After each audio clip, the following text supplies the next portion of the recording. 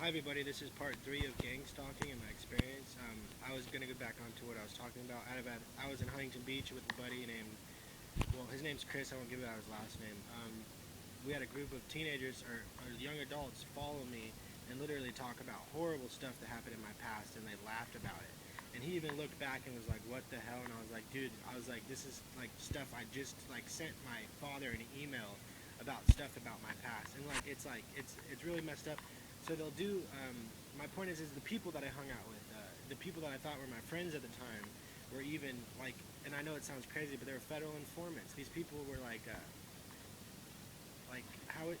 I know it sounds crazy, but they're the ones that didn't believe me, and so I'd have them drive in a car with me, and then I would show them like, hey, I'm being followed like on some serious shit, because I'd put $50 in the gas tank, and I'd literally drive, and I would show them like, hey, I'm being followed. I'm not fucking with you. I'm not lying. There's no reason to over exaggerate. Why would I sit here and bullshit?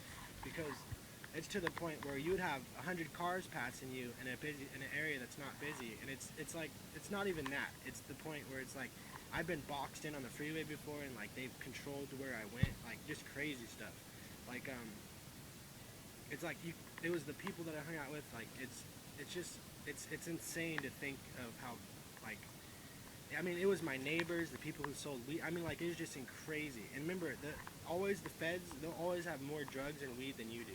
Or, like, anything you want, they'll have it, essentially. So if they think you want it, they'll, like, act like, they'll get one of their narcs pretty much to, like, put that out there, you know? Like, and that's what they do a lot, is they'll use whatever kind of, like, crutch you use, and they'll use against you. So if you're an honest person, they'll use your honesty against you in, like, a very public way.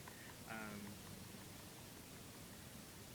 I can't I'm not really thinking really well right now because I don't know what I've talked about already, but I've just had horrible experience. I have a video on here called Narc in the Park, sitting on a bench watching my home. You guys should watch it.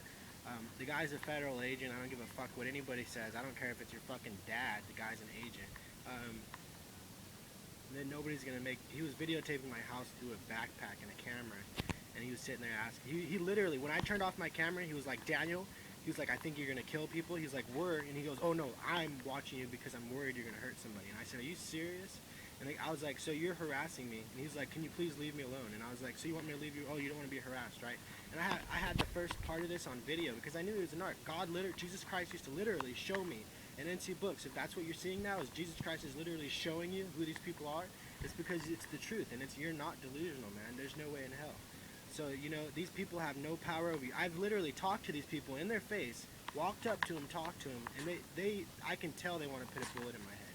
Like, that's their religious fever is that it's all flesh, and they believe a lie so much that they'll kill their brother, and they act like there's nothing wrong with them. That's what's cute about it. And I mean, old ladies do this. I mean, it's to the point where it's like, you will literally look like a fucking nut if you talk about it. And I mean, it's happening to a lot of people, and it's very sad. So if you're going through this MC books, don't worry about it.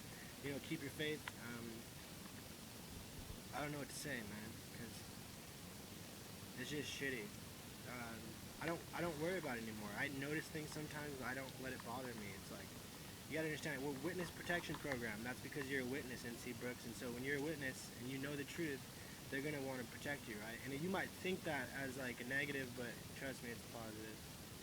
Because I got also gang stalked by the Fed. I mean, I've had gangs try to kill my family, and that's what they'll do is they'll use a lot of drug dealers and gangs, people that you don't even know, and they'll use them to literally, because the people that call the shots above them, you remember everything has to be like told what to do because they're informants. That's what you're informing on one another. And so even as your big homie, they would say, is telling you to go handle your business, you're actually doing a Fed's work. So you're going to further their idea of control because in reality, they have the dope, right? They have the money and the guns, but in reality, they have nothing because they're just given that to make them seem powerful. It gives them the delusion. Man's very prideful in their ways, so, you know, we'll think we created it. In reality, it's just given to us, you know? But, God bless you, man, and all of you, whoever watches this, and if this is vulgar, you know, I could have talked about way worse stuff, and, like, I literally got to the point where I was literally just, like, showing these people up. Like, it was to the point where I'd, like, go into the beach, and I'd go to one of those little